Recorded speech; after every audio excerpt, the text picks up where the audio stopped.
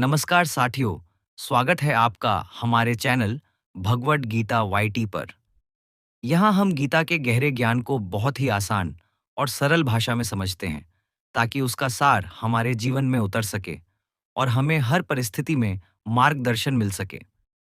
आज हम जिस श्लोक की व्याख्या करने जा रहे हैं, वह है अध्याय 2 का 25वां श्लोक। संस्कृत श्लोक। अव्यक्तो यमचिन्त्योऽयं विकार्यो यमुच्यते तस्मादेवं विदित्वैनं नानुशोचितुमर्हसि। उस समय की स्थिति को सोचिए। महाभारत का युद्ध भूमि है, कुरुक्षेत्र। अर्जुन अपने ही सगे संबंधियों, गुरुओं और प्रियजनों को देखकर करुणा और मोह से भर गया है। उसका मन अत्यधिक दुख और असमंजस से डगमगा चुका है। धनुष उसके हाथ से ढीला पड़ गया है। आंखें आंसुओं से भर गई हैं और उसका हृदय करुणा से पिघल रहा है। अर्जुन श्री कृष्ण से कहता है, हे माधव, मैं अपने ही बंधुओं का वध कैसे करूं, जिनसे मैंने शिक्षा पाई, जिनके साथ मैंने खेला, जिनके साथ जीवन बिताया, उन पर बाण चलाना मुझे असंभव लग रहा है। यही वह क्षण था जब भगवान श्री कृष्ण ने अर्जुन को आत्मा का ज्ञान देना शुरू किया। उन्होंने बहुत धैर्यपूर्वक उसे समझाया कि शरीर नश्वर है, लेकिन आत्मा अजर अमर है। इसी संदर्भ में यह श्लोक आता है। श्री कृष्ण कहते हैं, अर्जुन, आत्मा अव्यक्त है। अव्यक्त का अर्थ है कि उसे इंद्रियों से नहीं देखा जा सकता। हम आंखों से वस्तुओं को देखते हैं, कानों से सुनते हैं, हाथों से छूते हैं, लेकिन आत्मा इन इंद्रियों की पहुंच से परे है। आत्मा दृश्य नहीं है, वह छिपी हुई है। जैसे हवा को हम देख नहीं सकते, केवल महसूस कर सकते हैं, वैसे ही आत्मा भी दिखाई नहीं देती, लेकिन वह हर जगह विद्यमान है। फिर श्री कृष्ण कहते हैं, आत्मा अचिंत्य है। अचिंत्य का अर्थ है कि हमारी बुद्धि, हमारा तर्क, हमारा विचार आत्मा को पूरी तरह समझ नहीं सकता। हम अपने दिमाग से बहुत कुछ सोच सकते हैं।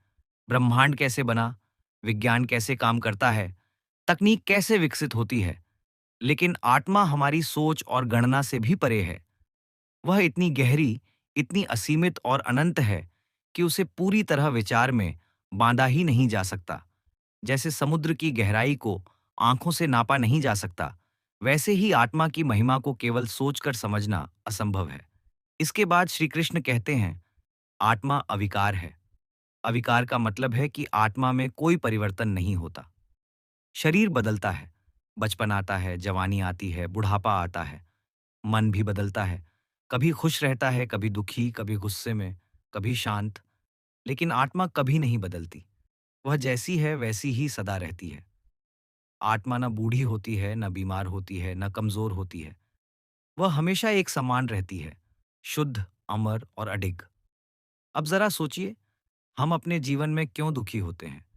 क्योंकि हम उन्हीं चीजों को वास्तविक मान लेते हैं जिन्हें हम देख सकते हैं, छू सकते हैं, या जिनसे हम भावनात्मक रूप से जुड़े रहते हैं। कोई प्रियजन हमें छोड़कर चला जाए तो हमें लगता है कि सब खत्म हो गया, लेकिन आत्मा को न देखा जा सकता है, न छुआ जा सकता है, न ही नष्ट किया जा सकता है। आत्मा तो अमर है, केवल शरीर बदलता है। जैसे मनुष्य पुराने कपड़े उतारकर नए पहन लेता है, वैसे ही आत्मा पुराने शरीर को छोड़कर नए शरीर को धारण कर लेती है। जब यह समझ आती है, तो प्रियजन के जाने पर भी भीतर शांति बनी रहती है। हमें यह बोध होता है कि वह आत्मा कहीं खोई नहीं है, वह केवल एक नए सफर पर निकल पड़ी है। आज के समय में भी देखिए, हम कितनी बार छोटी-छोटी बातों पर परेशान हो जाते हैं। कोई हमारी आलोचना कर दे, कोई हमारे बारे में गलत कह दे, या हमें नौकरी में असफलता मिल जाए, हम अंदर से टूट जाते हैं। लेकिन श्री कृष्ण का संदेश है कि आत्मा अचिंत्य है। हमारी यह छोटी-छोटी परेशानियां आत्मा को छू भी नहीं सकती। जैसे आसमान पर कितनी भी धूल क्यों न उड़ जाए, आसमान पर उसका कोई असर नहीं होता, वैसे ही आत्मा पर संसार की समस्याएं असर नहीं डाल सकती। शरीर में बदलाव आते रहते हैं। बचपन में हम मासूम और छोटे होते हैं, जवानी में ताकतवर और ऊर्जावान, फिर बुढ़ापे में कमजोर। ये सब परिवर्तन शरीर के हैं, आत्मा के नहीं। आत्मा तो हर उम्र में एक जैसी रहती है।